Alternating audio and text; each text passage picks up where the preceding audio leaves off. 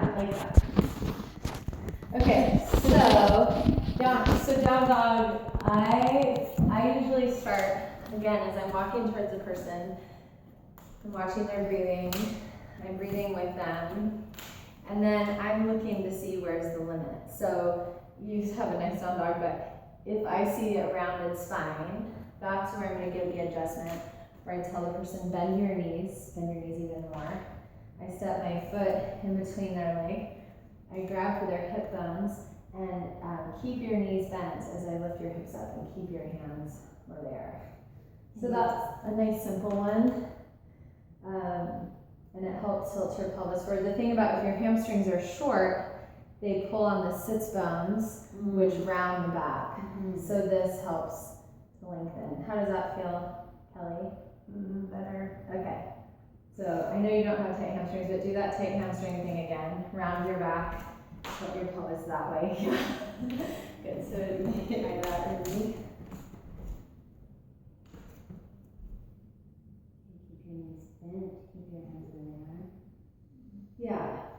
And the reason I say keep your hands where they are, I'm sure you've done Everybody it. goes Everyone back. walks their hands back thinking that's what you're trying to accomplish. Yeah. Nice. Okay. Go ahead and come down to child's pose, Kelly.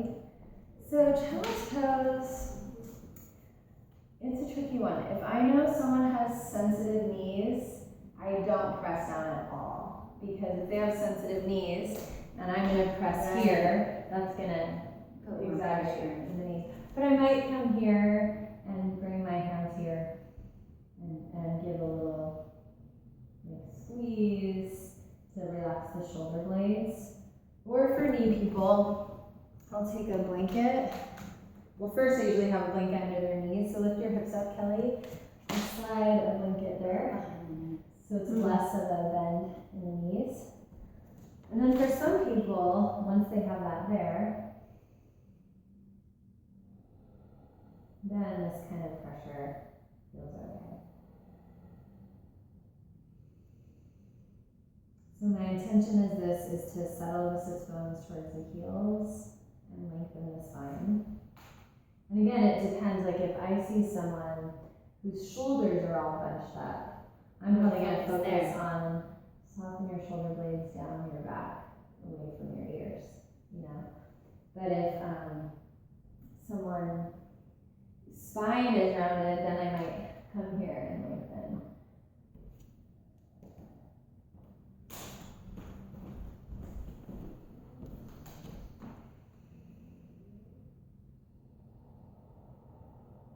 And I like to just use my knuckles. Yeah. And then I usually think of drawing a sacrum. It's like, yeah, kind of a down and back pressure. Yeah. Is that okay?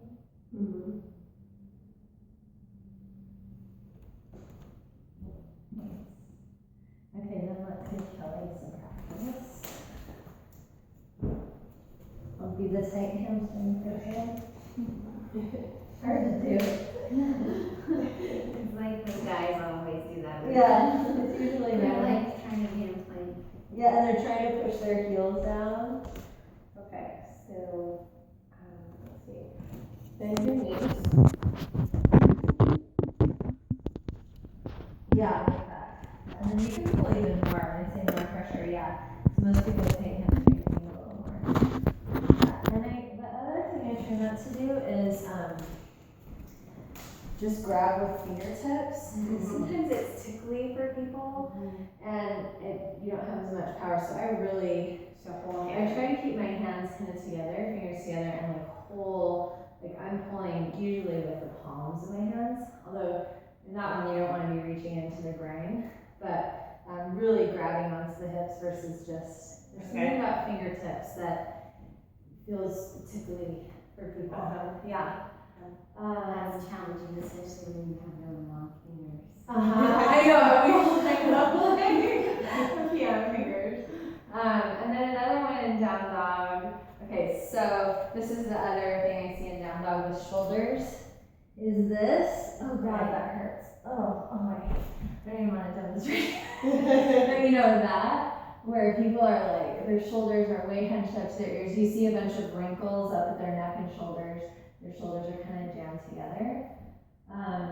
So down dog, you don't have to, we don't need it really, you don't have to do it where it hurts, but like a little bit of that. Should I be this way or the other way? This way, yeah. Yeah, shoulders kind of bunched up. So again, I mean, you could adjust from here, right? But it doesn't really do much. So I'll actually dig my thumbs right in here. Inhale. On the exhale, roll the arms externally. Yeah, good. So I'm just coming in here right at the upper trapezius, digging my thumbs in and then rolling the heads of the shoulders like that. And then sometimes when I'm here, I'll press my hand on their sacrum and then traction the spine, especially if someone tends to crunch up their neck. I'll slide my fingers down alongside those erector spinae and then right to the base of the skull.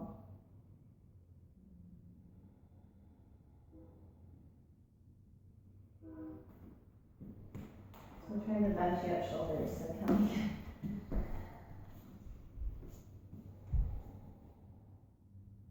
Yeah, how's that feel, Ruby?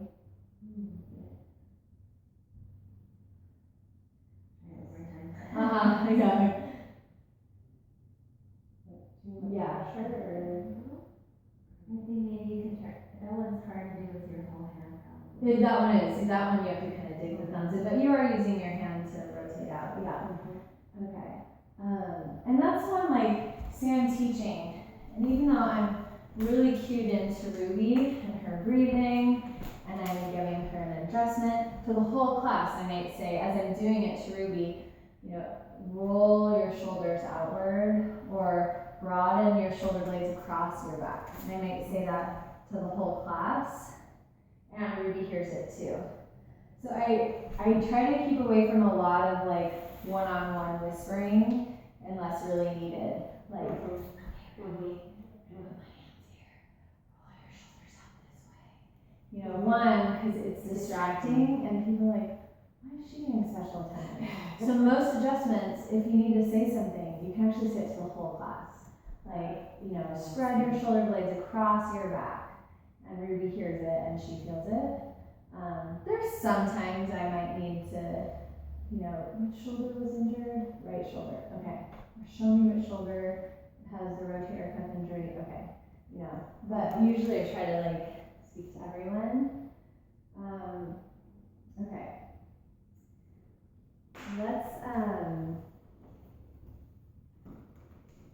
Let's do standing, a couple standing poses. So let's do warrior one together for a couple breaths. So we, you know, this is as if we're teaching a class. We've already done all the verbal cues. So you said, you know, slide your tailbone down, soften your shoulders down. So now do the slide your shoulders up. So again, I might come up to someone and go, soften your shoulder blades down your back. And then if they're still like that, I'll come right up behind, bring my hands onto their shoulders, inhale. Exhale, slide your shoulder blades down your back. And I like to take my hands all the way down. So that's you know, there's different kinds of adjusting. There's just where you're touching, breathe into my hands. And then there's adjusting that's just like effleurage, this like action. So it's slide your shoulder blades down your back. So that's an action. I'm not grabbing her shoulder blades and pulling them down her back. Single touch. Yeah. And then there's adjustments that are actual, like I am taking this arm, rotating it inward, and you know, an action, like doing it for the person. So warrior one, the other one I'll do, so step your foot forward. This would be, I would do this one for someone who is really strong, has a lot of energy in their upper body, but like their legs are kind of lazy or slack, or you just don't see any energy in their legs. Or if someone has knee injuries or sensitivity. In warrior one, I'll come here. So bend this front knee. I'll grab, so I'm literally lacing my hand behind her knee. I'll pull and then I'll say, resist me pulling you. Do you feel your legs light up when you do that? And it also helps to square the hips. So this might be one of the ones, usually I'm going to the root, but this is one, if my intention is to get them to engage the muscles in their legs, I could do this one. And that one works. Does that work in Warrior 2 as well? Usually do it in Warrior 1. Warrior 2 is a different action because when I do that, for me, I feel it squeeze my inner thighs and square.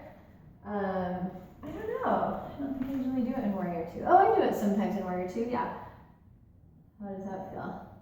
It's a different good. action. Yeah, and I also feel like it would keep it from going. The alignment, yeah. Mm-hmm. Yeah. Okay. So try that origami. So we'll do Warrior 1. Yeah. Can you resist me? You can pull your horse. If I resist you now, I Right. can do like that. And I would stabilize yourself so you don't get pulled over because some people really, that's good. Yeah, I feel it like turn on my hamstrings and my adductors. I could see doing that. Well, we have to be careful with balance. Could you see doing that in a lunge? Mm-hmm. Yeah, totally. And I usually start gentle, and start to pull, and then as I feel them strengthening, then I pull more. Yeah, like that. So it's a gradual. Mm-hmm. Yeah, it's good. And then do you signal to them that you're gonna let go? I usually say, keep that feeling as I let That feeling as I let go. Okay. Yeah. So that one you kind of have to talk to them a little go. It bit. is, and so that would be one, if I saw this, I don't do that one a lot, but if I know someone has an unstable SI joint or knee issues, and I see them so lax in their legs, and So how can you tell How's that that look? in their legs? it's more a feeling than, sometimes it's, sometimes it's obvious, like knees going in or out, or Their hips like- are really square. Warrior 1. Sometimes it's their face is turning red and there's all this energy up here and all their breathing's up here and I don't see anything happening down here. It's more energetic, but sometimes it's a physical, like, or if their knees here, extended beyond the toes, I'll do it then. So I don't do that one a lot, but That one just seems so It's- helpful though, especially for people who have torn hamstrings. Yeah. And it turns on the it engages, yeah, totally, yeah. So Do you want to try that one, Do Kelly? you tell them to square if they're really not squaring their hips? Like say they're in Warrior 1. they're right, like okay, this. so yeah, in this one, I would say, so first I would give the verbal cue, like I do in almost every time I say Warrior 1, square your hips towards the front of your mat. And then if they don't, and if they don't, actually a lot of times I'll say, Like step the this foot over, yeah, 'cause here. you can't really square your hips. It's really hard to square, yeah. And then I might actually square their hips for them, square your hips. Yeah. Because what does that mean? Unless you're pretty versed in, kinesiology, square my hips, what the heck does that mean? But sometimes here, when I'm behind them, I could do a similar thing. I'll grab this leg. So I'm going to the root, I'm not going down here.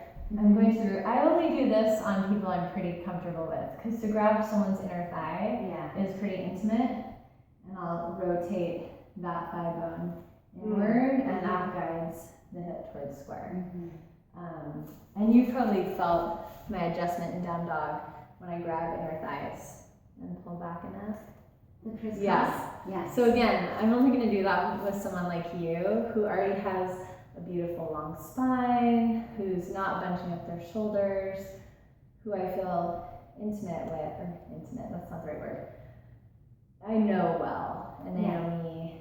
Usually I'm not going to do that one with a man, because I don't want to be grabbing balls on accident. I'm not going to be grabbing a man's inner thighs. It's just not, yeah. So for a man, I would take his pelvis and working it towards square. Yeah, do you know the down dog one with I don't know if I do, no. So I'll Let me show get- you on Ruby. Okay. This is, this is a great one, I think, for a more advanced yogi, where they feel the inner thighs rotating inward. I'll step 1 foot in between, I'm crossing my wrists and I'm actually grabbing her quads. So I'm reaching around and grabbing her quads. Inhale. And then as she exhales, I'm pulling her thigh bones strongly into her hip sockets. And then as I slide my hands out, I'm internally rolling her thighs this way. So I'm really pulling here because it's a really nice one. It draws the leg bones into the hip socket. And then it's especially if I notice people who are strong external rotators, this one is a good, get that energy into the inner thighs. Yeah, do you want to try it? Sure. So actually crisscross, cross. Yeah, okay. somehow that works with more leverage. And I actually take my hands up higher, on her upper quads, yeah. And this is also really great low back therapy, so I'll do this for someone with low back. It spreads open the sits bones, it gives the sacrum space. How does that feel, Ruby? Really good. Cool. Can I see what that feels like? Yeah, yeah.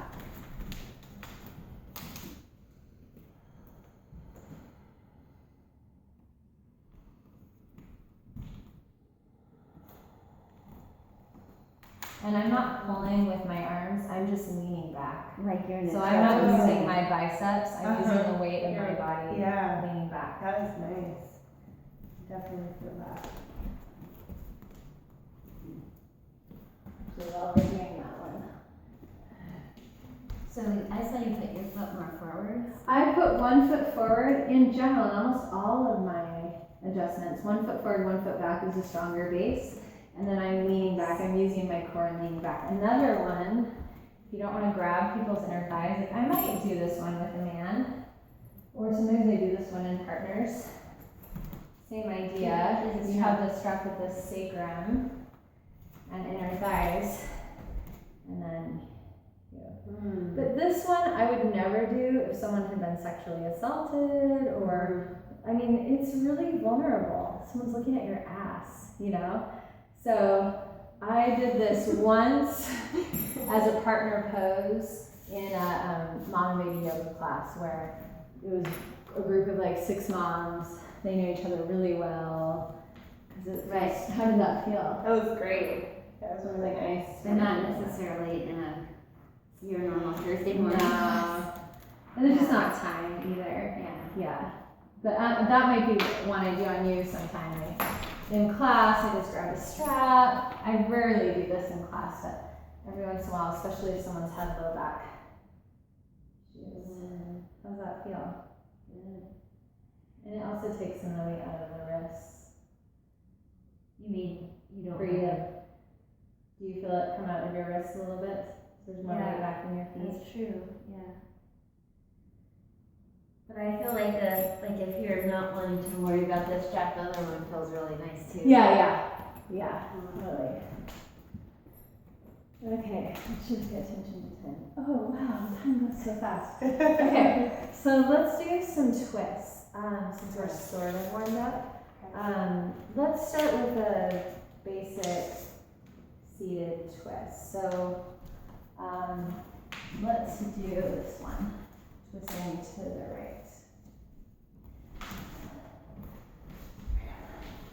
And then, so why don't you both do it, but do, let's see, I'm gonna have Ruby as if you're really round your back. And then, let's see, Kelly, with that right arm, you're twisting to the left. Oh, No, it's fine, okay. With that left arm, have this shoulder really tight, roll the head of the shoulder forward, yeah. So, even though these look similar in a way, they're not lengthening. Look how Ruby's spine is rounded, but that right shoulder's open. And how Kelly, it's that shoulder. And roll that forward even more. We're doing a bad one right now. One second. Yeah. So again, as I'm walking to Ruby, I'm watching her breath.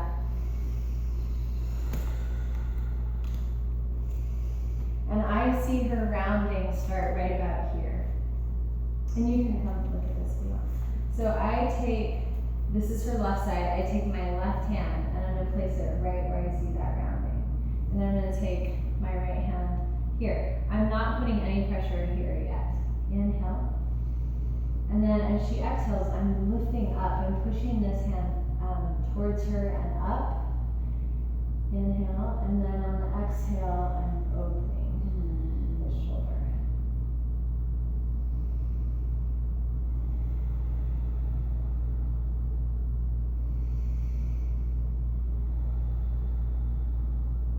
Also, you're not really doing much on that inhale.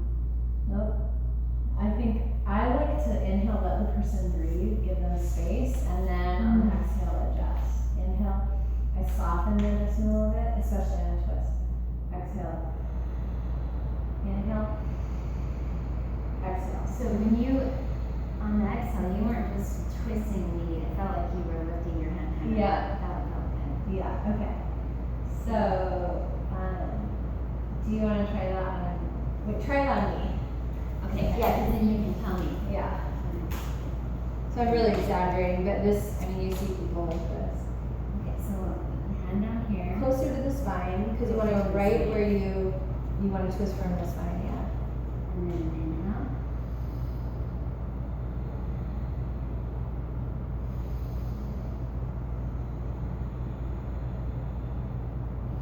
I think with this hand, you can even push in and up. In and out more. Okay. Yeah, that's better.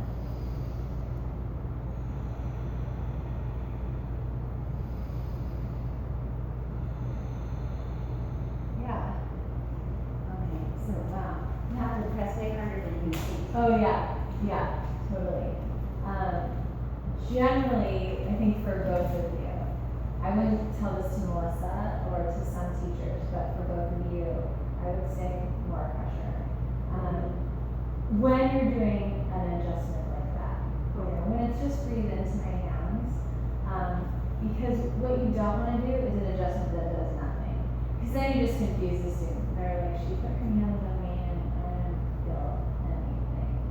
So, gentle and firm, you know, gentle and clear. So, that, and I like to increase the pressure with time. So I don't come in, boom, right, you know, I'm like, I start just placing my hands and then they're back a little bit. I feel where their body starts to give away and not resist anymore, and then a little bit more. So I'm not saying go in there and just, you know, but like, I think for both of you, I would probably go if they're on the side of being gentle, which is great. But then if it doesn't do anything, it's just confusing. Yeah. So, okay, now do the one, so totally do one where your spine's pretty straight, but this arm, the back one, the head of the shoulders roll forward. Because that is a different adjustment. Oh, is it getting hot and too hot in here? It's Okay. hard to me. Okay, yeah. Okay, so spine is pretty straight, but you're just tight through the back shoulder. Like this, or? Wait, yeah, twisting left. And yes, like that.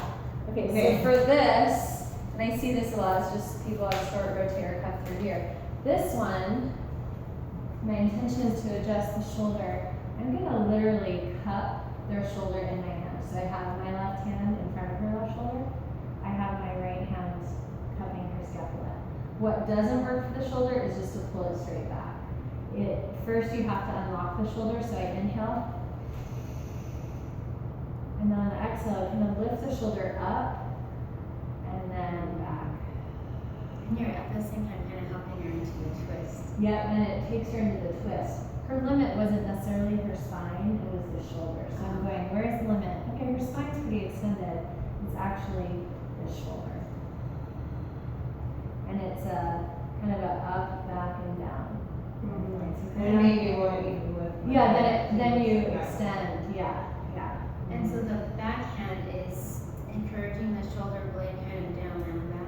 at first, the back hand is just there, and on the inhale, this front hand is lifting the shoulder up, and then on the exhale, I am pressing in with this hand and pressing back with the left hand.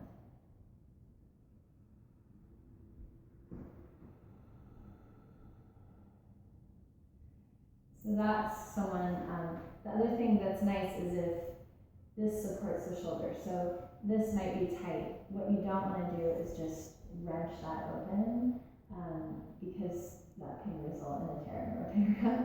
So I'm really supporting the shoulder and moving with the breath the same if we did that twist. So why don't you try that, Lisa? Roll that shoulder forward.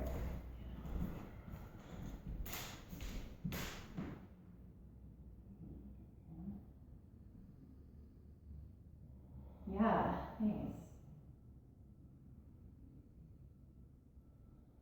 How's that feel? Similar. Mm-hmm. Yeah, that looks great. So I'm actually putting a little pressure down. Mm-hmm. Yeah, first you're There's sliding mine. this up, and then towards the end, sliding that down. Okay. Yeah, yeah. So it's, it's this movement, basically. Yeah.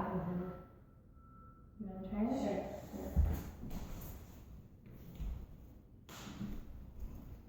So I'm, spine's pretty extended, and it's just the shoulder. So this is moving. So at first, this hand slides up, unlocks the shoulder, and then, then that back hand, thanks, like that.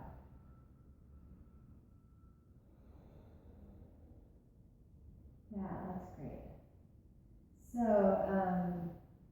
and then one other thing with this pose is if someone's just tight here and they're like this, then I'm gonna slide a blanket under both sits bones so they're level and then twist. And that feels like, whoa, So sometimes it's just adding a prop that they need. So let's do a reclined twist. Let's start with, so if you lie on the floor, I'll show Kelly, right knee into your chest. We'll start with, let's do actually both knees into the chest and then legs go over, Okay, so you're just too good. Let's do it just like this seated when we did. Like Yeah, so do it if the shoulder was tight, like this. Yeah. So here, I really want to be aware in twists of honoring people's low back. So what I like to do is I'll brace my leg right up against her low back for support. Then I'm going to take this foot here, and I can see here, like this, this twist looks really nice. The constriction is in her shoulder. So same thing, I'm going to reach under with my left hand. I'm going to cut her shoulder blade fully with my left hand and set my right hand here. So first I'm just placing. Watch her breath. And same thing, it's kind of that up, back, and down. And then as I take my hands away, I'm sliding my left shoulder blade, or left hand down her shoulder blade.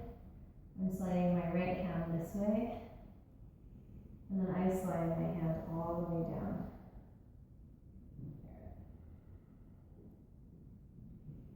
So that's what I would do for someone where it seemed like the shoulder was the limit. If it looks like it's so hard to demonstrate because you're not tight here, but if someone's tight here, what does that look like? Oh, if they're tight here, it's like this. This hip is hitched up. So try that. Like that. No, you're just too good. Okay, so here, there's a couple ways to do this. If it's just the restriction here, I'll clasp my hands right at the hip bone. Inhale. And then as she exhales, I'm tractioning her hip. So I'm pulling this way towards me.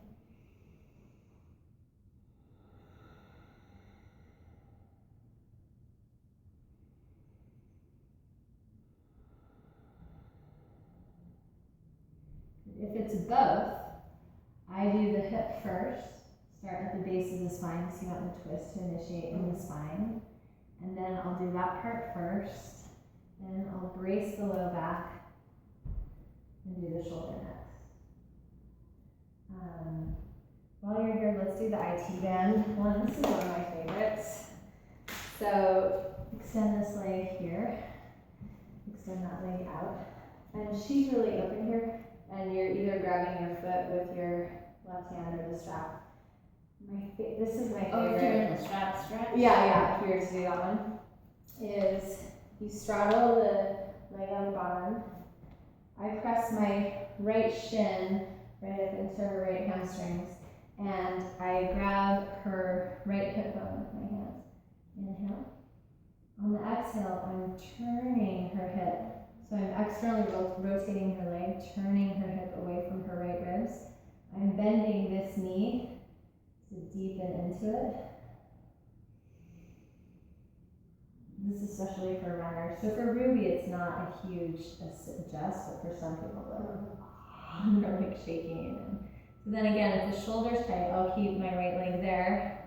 I'll cup her shoulder in my left hand. Oh, that feels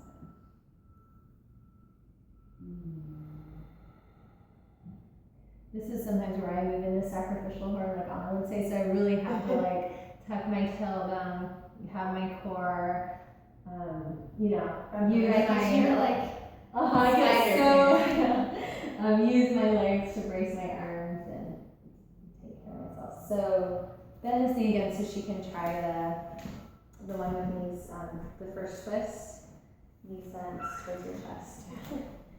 Do the tight shoulder one. So, use this here to stabilize. And I actually like to step this foot forward, and then I'm either resting my left arm on my left leg, or it just gives me a little more of a base. Okay, like this. Mm-hmm.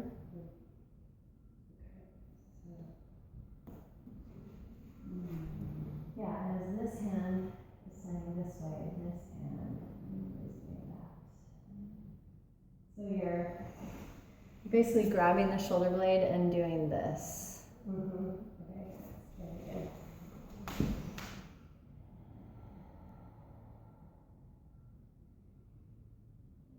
How's that, Ruby?